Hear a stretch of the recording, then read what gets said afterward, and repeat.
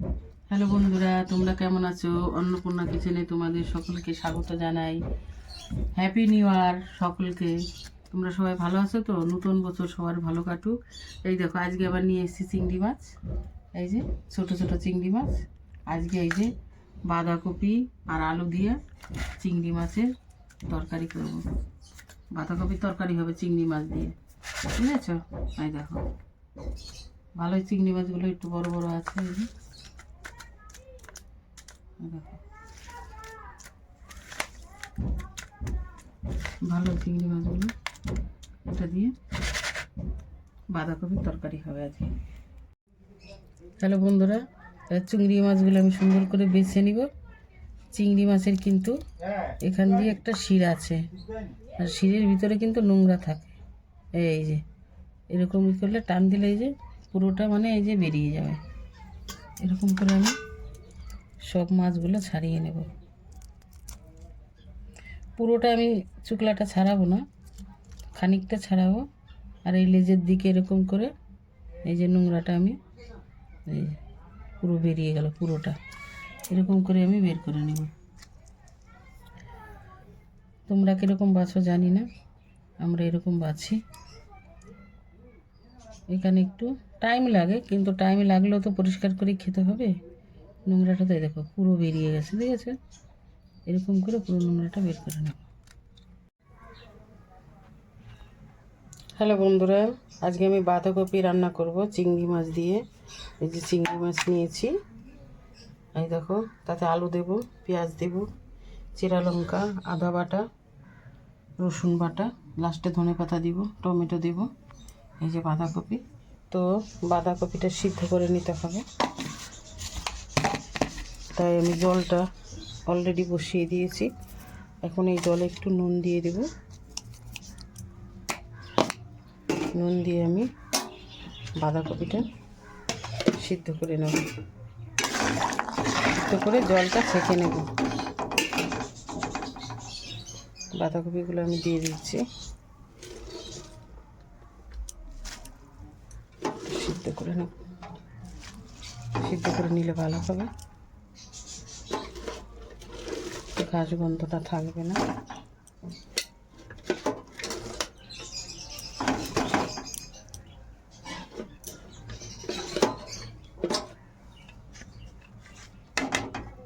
ঢাকা দিয়ে দিই, সিদ্ধ হতে থাকুক।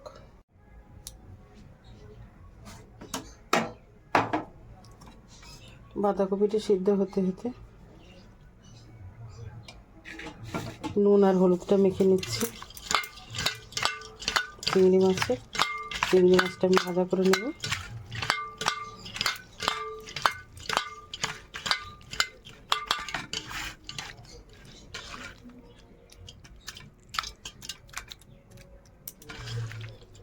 চিংড়ি মাছগুলো একেবারে ছোটো না, বাঁধাকপিতে রান্না করার মতোই। সেটা থাক, একটু সিদ্ধ হয়ে নে, তারপরে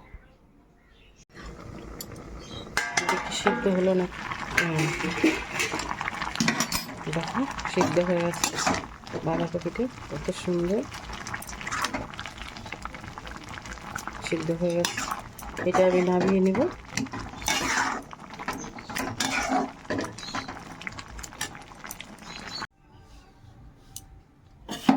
কড়া গরম হয়ে গেছে, এবার তেল দিয়ে দিচ্ছি।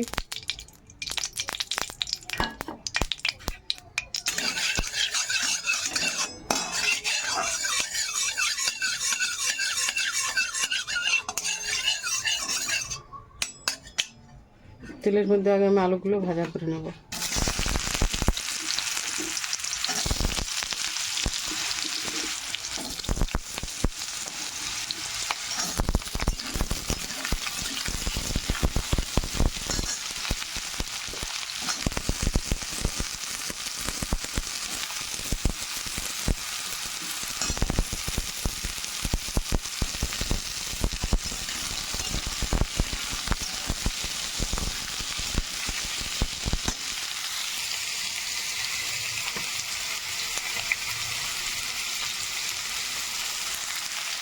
আলুতে একটু নুন দিয়ে দেবো,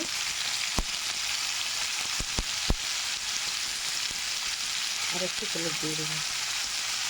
এবার আমি ভাজা করে নেবো, কালারটা ভালো হবে আর ভাজা আলুগুলোর মধ্যে নুনটা বসে যাবে। আলুটা আমি আলাদা ভাজা করে নেবো, তারপরে মশলাগুলো কষিয়ে নেবো। দেখো আলুটার কালারটা কত সুন্দর লাগবে, আলুর কালার এরকম না হলে ভালো লাগে না। তেল কম হয়ে গেছে মনে হয়, একটু তেল দিয়ে দিই। আলু ভাজলে তো কাঁচা তেলে ঠিকঠাক হবে না।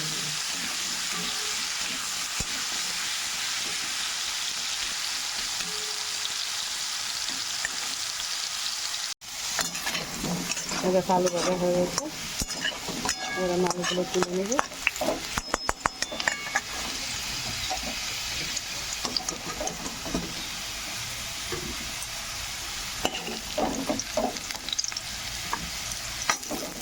কি সুন্দর ভাজা হয়েছে আলুগুলো।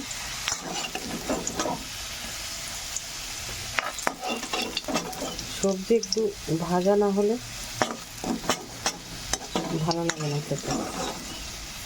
নতুন আলু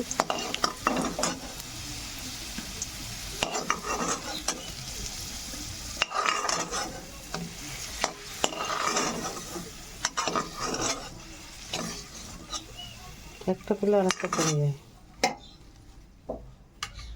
এবার আমি এটার মধ্যে চিংড়ি মাছগুলো ভাজা করে নেব।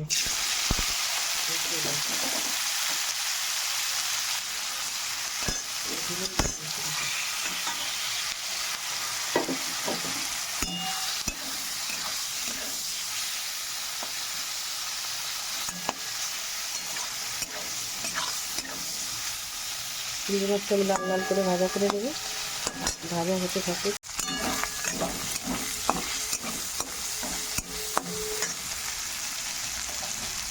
চিংড়ি মাছটা ভাজা হয়ে গেছে, তুলে নেব।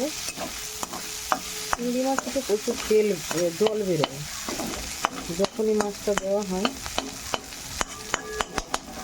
প্রচুর জল বেরোয়, যার কারণে লেগে যায়। সুন্দর ভাজা হয়ে গেছে লাল লাল করে।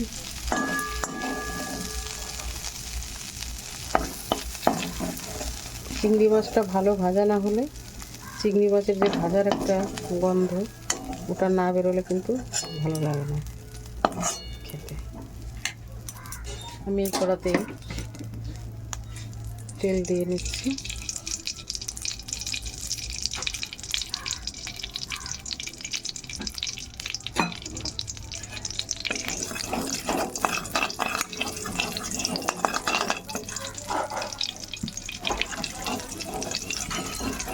আর একটু তেল লাগবে মনে হয়, আর একটু তেল নিয়ে নিই। আর একটু তেল দিয়ে নিচ্ছি, আর একটু তেল লাগবে।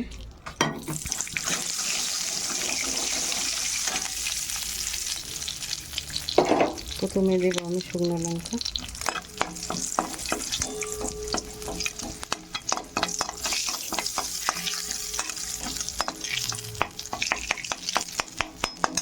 লাল লাল হয়ে ভাজা হয়ে গেল। এবার দেবো তেজপাতা আর গোটা জিরা।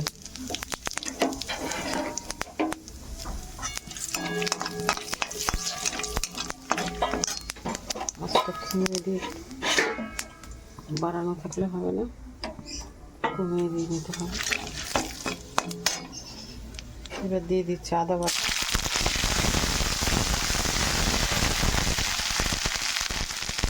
রসুন বাটা,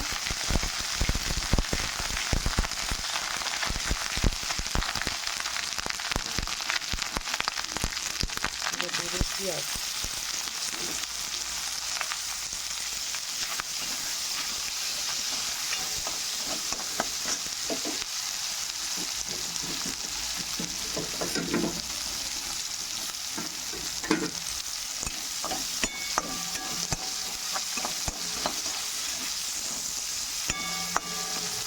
পেঁয়াজ খুব একটা ভাজা করবো না, কাঁচা গন্ধটা গেলেই হবে।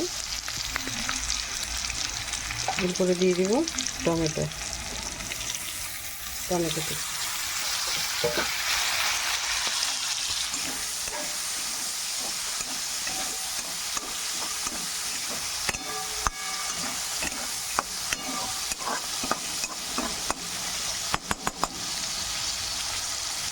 সঙ্গে আমি কিছু গুঁড়ো লঙ্কা, তারপরে জিরার গুঁড়ো এগুলো অ্যাড করবো, হলুদ এর মধ্যে দিয়ে দিচ্ছি আমি এটা ধনের গুঁড়ো, 1 চামচি জিরার গুঁড়ো, 1 চামচি লঙ্কার গুঁড়ো আর 1 চামচি হলুদ। আর একটুখানি হলুদ মনে লাগবে।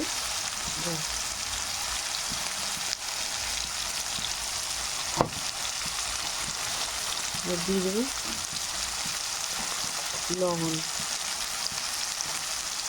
লবণটা পরে আবার বেশি দেবো।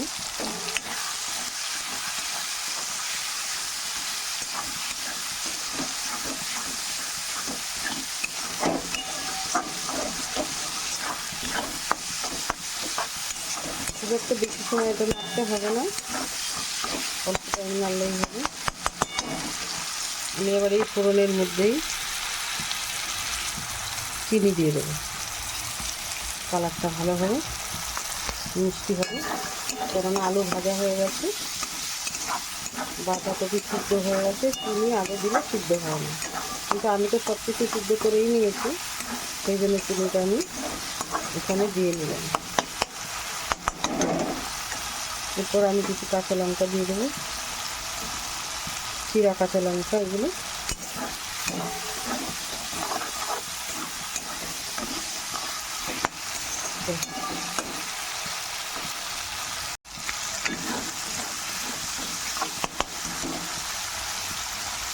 এখন এই যে সিদ্ধ করে রাখা বাঁধাকপিটা আমি জল ছেঁকে রেখেছিলাম, এটা দিয়ে দেবো।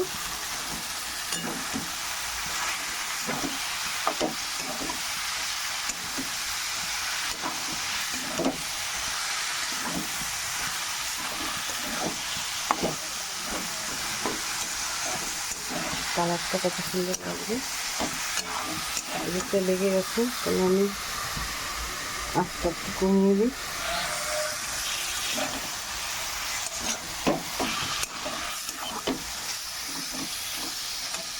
নিজেরা কালোটা দিয়ে দিচ্ছি।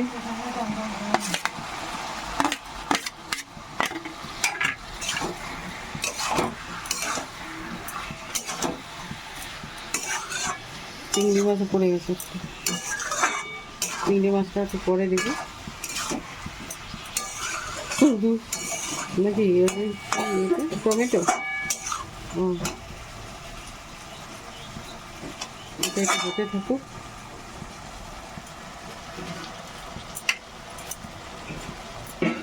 একটু ঢাকা দিয়ে দিই, সিদ্ধ হোক, ঢাকা দিয়ে দেবো।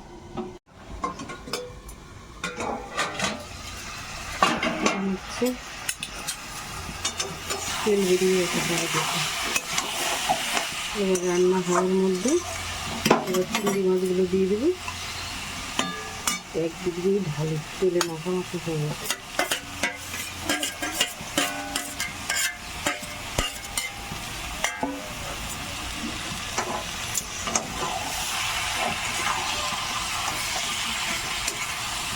এই শীতের সময় সবজি দিয়ে মাছ কত ভালো লাগে।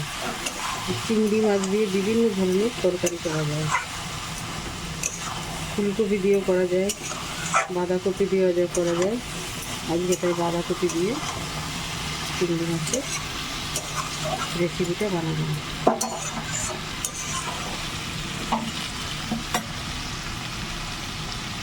এতক্ষণে ঢাকা দিয়ে দেবো, তাহলে চিংড়ি মাছটাও সিদ্ধ হয়ে গন্ধটা বেরোবে।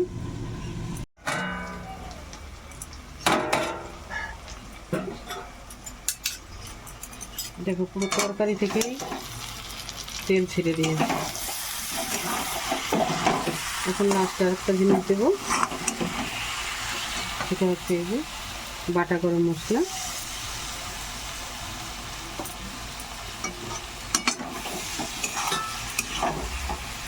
বাটা গরম মশলার সেন্ট খুব ভালো।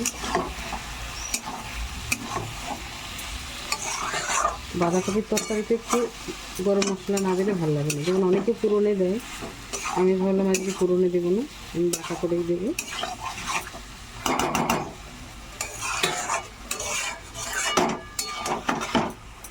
মশলাটা যেহেতু একটু জল ছিল, সেহেতু আর একটা আমি জাল দিয়ে নেব। তারপরে আবার হয়ে যাবে।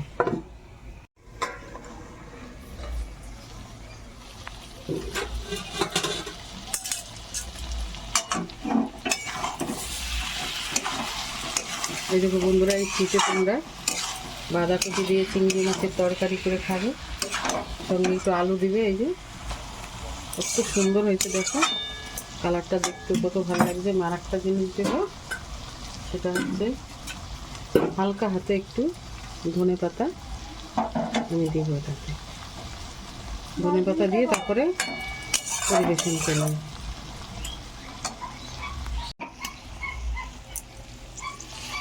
হয়ে গেছে, আমি ঢেলে নিচ্ছি।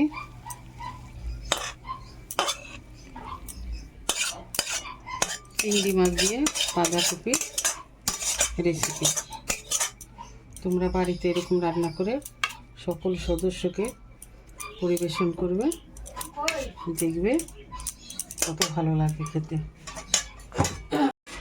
হ্যালো বন্ধুরা, তোমাদের সকলকে থ্যাংক ইউ। তোমরা ভালো আছো তো? নতুন বছরের আজকে প্রথম দিন, তোমাদের সবাইকে হ্যাপি নিউ ইয়ার। তোমরা ভালো থাকো, 24 সালটা যেন সবার ভালো মতো কাটে, মঙ্গল মতো কাটে।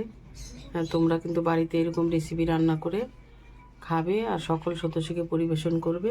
কমেন্ট করে জানাবে কেমন হলো।